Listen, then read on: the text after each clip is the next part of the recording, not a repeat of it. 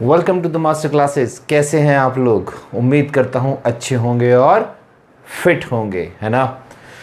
तो बच्चों, पिछली क्लास में हमने सीखा था टर्नओवर रेशोज़ क्या होती है। तो आज हम उनके करेंगे बच्चों प्रैक्टिकल्स। तो आप जैसे ही वो क्लास देखें उसके बाद ये क्लास ज़रूर देखें, उसका लिंक मैं डिस्क्रिप्शन में छोड़ दूँगा, उसको चेक कर लेना। तो चलिए शुरू करते हैं आज की क्लास एक ब्रेक के बाद।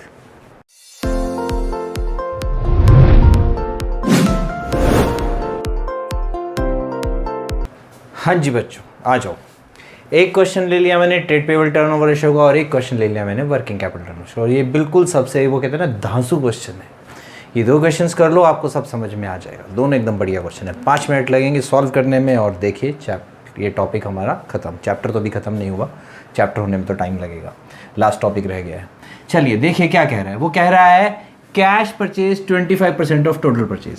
पहले तो उसने बता दिया कैश और टोटल परचेज का रिलेशन क्या। अब देखो यहाँ पे क्रेडिट नहीं है, उस क्वेश्चन में क्रेडिट और कैश का था, यहाँ पे कैश और टोटल का रिलेशन है, याद रखना ये। आगे कह रहा है रेवेन्यू फ्रॉम ऑपरेशन 3 लाख। ये revenue from operation means net sales. आगे कह रहा है ग्रॉस प्रॉफिट 25%। अगर मान लो ग्रॉस प्रॉफिट के साथ नहीं लिखा कि वो कॉस्ट पे है या सेल पे है, तो हमेशा सेल पे मानेंगे, ये याद रखना। ग्रॉस प्रॉफिट हमेशा किस पे लिया जाता है? ऑन रेवेन्यू, यानी कि सेल पे कितना है। हाँ, वो कह दे कि कॉस्ट पे, तो फिर कॉस्ट पे। ओके। ओपनिंग इन्वेंट्री दे रखी है, क्लोजिंग इन्वेंट्री दे रखी है, ट्रेड पेबल टर्नओवर रेशो भी दे रखी है। वो कह रहा है closing trade payable minus opening trade payable 75,000।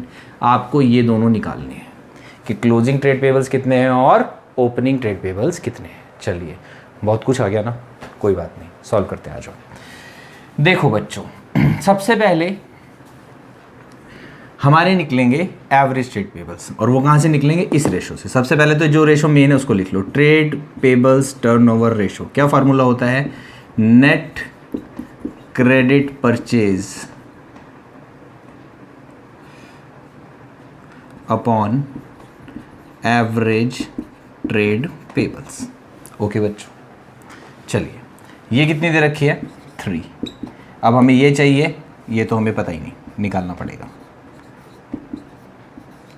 Net credit purchase. अब परचेज से रिलेटेड में कुछ दे रखा है,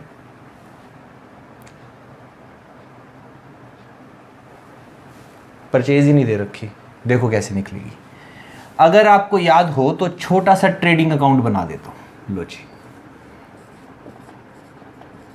11th पे पहुंच गए हैं बच्चों। ट्रेडिंग अकाउंट में क्या लिखते थे? यहाँ पे ओपनिंग स्टॉक, याद आया? Opening inventory. यहाँ क्या लिखते थे? सेल्स। यहाँ क्या लिखते थे? क्लोजिंग स्टॉक, यानी कि क्लोजिंग इन्वेंट्री।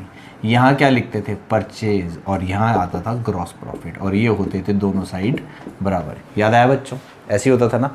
और डायरेक्ट एक्सपेंसेस भी होते थे, बट एक्सपेंसेस यहाँ है नहीं तो मैंने लिखे भी नहीं। ओके, क्या करेंगे? सेल दे रखी है, हाँ दे रखी है। कितनी दे रखी है? 3 लाख लिख देते हैं। उसके बाद क्या दे रखा है? ग्रॉस प्रॉफिट दे रखा है, हाँ दे रखा है। कितना? 25%। किसका? सेल का 25%। कितना हो जाएगा? 75,000। ओपनिंग स्टॉक दे रखा है, हाँ दे रखा है। ये भी कितना दे रखा है? 75,000। क्लोजिंग स्टॉक दे रखा है, हाँ ये भी दे रखा है। कितना दे रखा है? 1,50,000। लो जी, अब क्या है? ये बैलेंसिंग फिगर आ जाएगी बस। कैसे निकली? 4,50,000। और टोटल तो हमें पता ही है बराबर होता है, तो कितना आ जाएगा? 3 लाख ही आ गई। लो, ठीक है बच्चों, समझ आ गया कैसे निकली? इजी है। हमेशा अपने कॉन्सेप्ट्स को पक्का रखो। क्या क्या दे रखा है देखो। परचेज नहीं दे रखी, सेल दे रखी है, ग्रॉस प्रॉफिट दे रखा है, ओपनिंग क्लोजिंग स्टॉक दे रखा है, और कोई रेशो भी नहीं दे रखी। तो हमारे पास क्या बचा? ट्रेडिंग अकाउंट बना सकते हो, और क्या बचा? ठीक है। या दूसरा फार्मूला आप क्या कर सकते हो?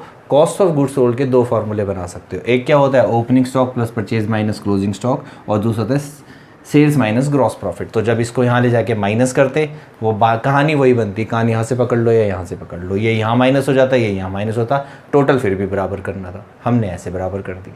बात समझ में आ गई बच्चों? तो अब हमारे पास आ गई परचेज। अब वो कह रहा है टोटल परचेज। मैंने आपको बताया था क्या होता है? Cash purchase plus credit purchase, यही होता है। टोटल परचेज कितनी आ गई? 3 लाख लिख देते हैं। कैश और क्रेडिट हमें नहीं पता, चाहिए हमें क्रेडिट, है ना। अब क्या करेंगे? वो कह रहा है cash purchase equal to 25% of total purchase. इसका 25, अब सीधा सीधा है, एक्स नहीं मानना, इसका 25 यानी कि कितना हो गया 75,000 प्लस क्रेडिट परचेज। तो क्रेडिट परचेज कितनी आ गई बच्चों, 3 लाख में 75,000 चले गए, यानी कि 2,25,000 आ गई। तो यहाँ पुट कर देते हैं, लो जी। ओके बच्चों, अब क्या करेंगे, इसको ऊपर ले जाएंगे, इसको नीचे ले जाएंगे, यानी कि average trade payables is equal to 2,25,000 upon 3 which is 75,000। लो जी, यहाँ तक समझ में आ गया। ओके, अब देखो ज़रूरी नहीं है इतना लंबा क्वेश्चन है, इतना लंबा क्वेश्चन एमसीक्यू में नहीं आ सकता, इस साल नहीं आ सकता, लेकिन क्लास में इस साल के लिए नहीं बना रहा हूँ बच्चों, अगले साल के लिए बना रहा हूँ कि जो अब बच्चे 10th में और नेक्स्ट ईयर 11th में आएंगे तो उनको तो पूरे क्वेश्चन करने हैं ना। आपकी किस्मत अच्छी है, आप लोगों को एमसीक्यू करने हैं। ओके, लेकिन आपके कोई भी पार्ट आ सकता है, तो आपके कॉन्सेप्ट्स क्लियर होने चाहिए।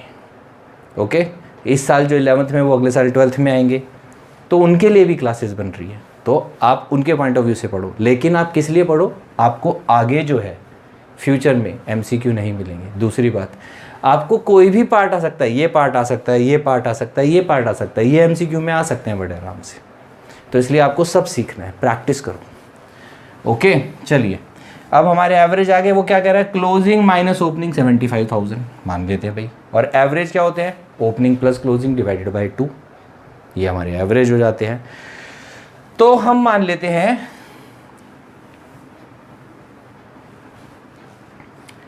ओपनिंग और क्लोजिंग का डिफरेंस 75,000 दे रखा है, और ओपनिंग और क्लोजिंग को ऐड करके 2 से डिवाइड करने पे भी हमारा क्या आ रहा है, 75 ही आ रहा है। तो लेट ओपनिंग बी x, तो क्लोजिंग क्या हो जाएंगे, x प्लस 75,000।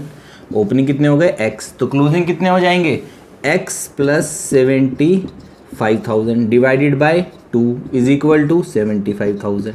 सॉल्व कर लो, 1,50,000 हो जाएगा, यहाँ जाके 75 माइनस होगा, फिर से 75 हो जाएगा, यानी कि 2x इज इक्वल टू 75,000 आ जाएगा। तो x is equal to 75,000 divided by 2 that is 37,500। ये आ गए ओपनिंग। और क्लोजिंग कितने आ जाएंगे, 75,000 ऐड कर दो इसमें, यानी कि 1,12,000 आ जाएंगे। चलो लिख देता हूँ, ये आ गए हमारे ओपनिंग। तो क्लोजिंग कितने आ जाएंगे, 37,500 प्लस 75,000 इज इक्वल टू 1,12,500। लो जी, समझ आया, इजी है, लेकिन 3 स्टेप्स में है। पहले में ये करा, दूसरे में ये करो, और तीसरे में ये करो। ओके, अब तीनों स्टेप्स एमसीक्यू में एक साथ नहीं आ सकते, लेकिन तीनों में से कोई भी एक स्टेप आ सकता है। Keep practising.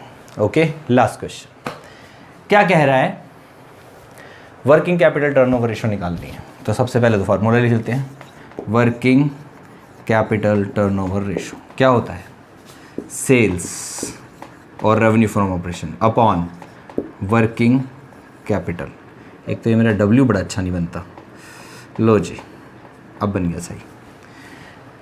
Sales upon working capital, ना तो हमारे पास सेल है बच्चों और ना ही हमारे पास वर्किंग कैपिटल है, लेकिन हमारे पास कुछ और चीज़ें। वो कह रहा है ग्रॉस प्रॉफिट है 5 लाख। ओके, आगे कह रहा है ग्रॉस प्रॉफिट 25% ऑन कॉस्ट है, सेल नहीं है। क्या करेंगे, एक फॉर्मूला लिखेंगे। क्या फॉर्मूला लिखते हैं, क्या फॉर्मूला होता है, cost of goods sold plus gross profit is equal to, चलो टोटल भी वर्ड लिख देते हैं, टोटल सेल।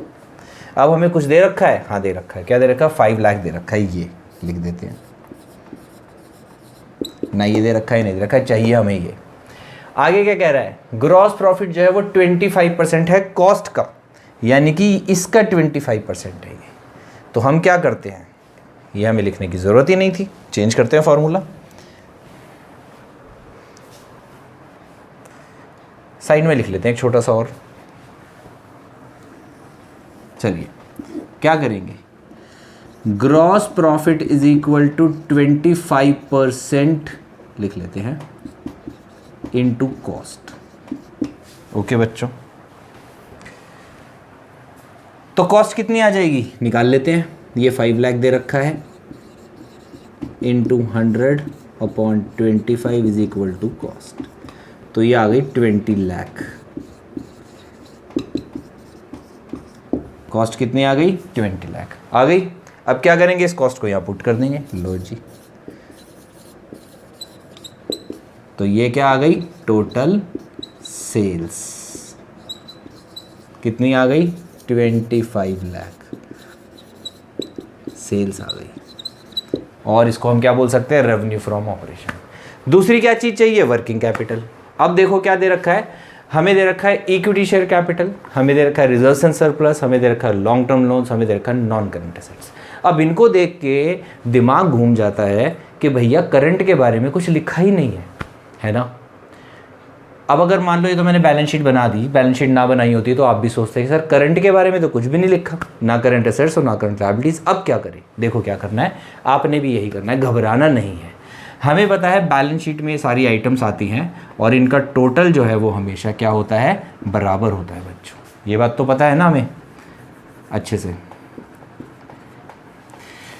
तो इधर का टोटल और इधर का टोटल बराबर होता है, राइट।